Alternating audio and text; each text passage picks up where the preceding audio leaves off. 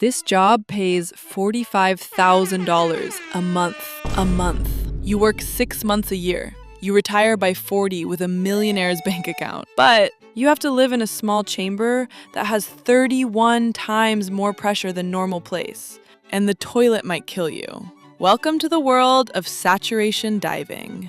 The ocean floor is covered in oil and gas pipelines. Hundreds of thousands of miles of them. Infrastructure worth hundreds of billions of dollars. Hundreds of feet underwater. They need to be built, welded, and fixed by human hands. Robots? Please. Robots can handle simple tasks, but this work needs skill, precision, and of course, balls of steel.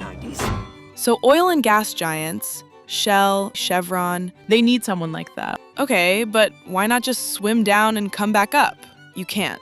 Not at these depths. The deeper you go, the more pressure builds up.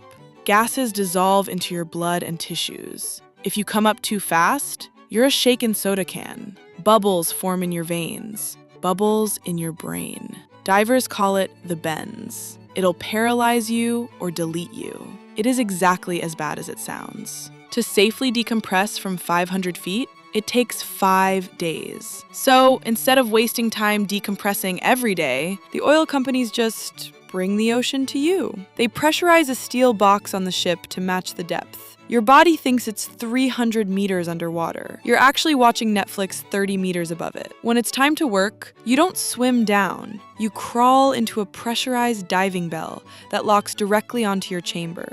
Same pressure the whole time. It's basically an elevator to the ocean floor. You swim out, do your work, crawl back in, and ride it back up to the ship. Your body never once feels the difference. You live, sleep, and eat in a minivan-sized tube for 28 days straight. Then you decompress once at the very end. But imagine living in that minivan with 3 other dudes for a month. The pressure makes everything weird. First, the toilet of doom. The sewage tank is at normal pressure. You are at high pressure. If you flush while sitting on it, it can literally suck your entire lower half out. Stand up, turn the valve, flush. Second, you sound like a cartoon.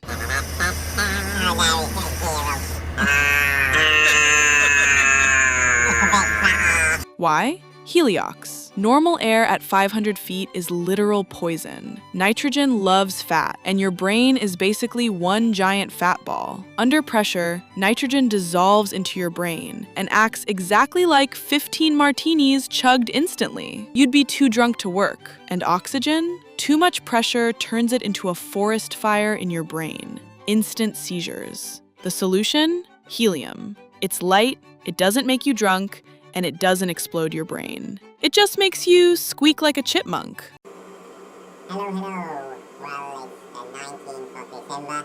But that's not why the pay is so high. The final Dark Souls boss is Delta P. Imagine the ocean is pushing on a pipe with thousands of pounds of force. If you're welding and that pipe cracks, the water rushes in faster than a bullet. It doesn't cut you, it liquefies you and pulls you through the crack. It happens faster than your brain can process pain. That is why you get $1,400 a day.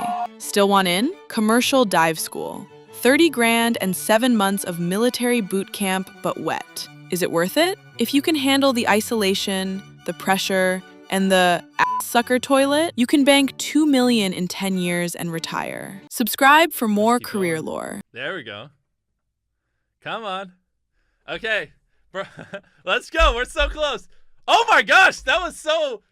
Wow. We did it. Oh, they're going to throw confetti on me.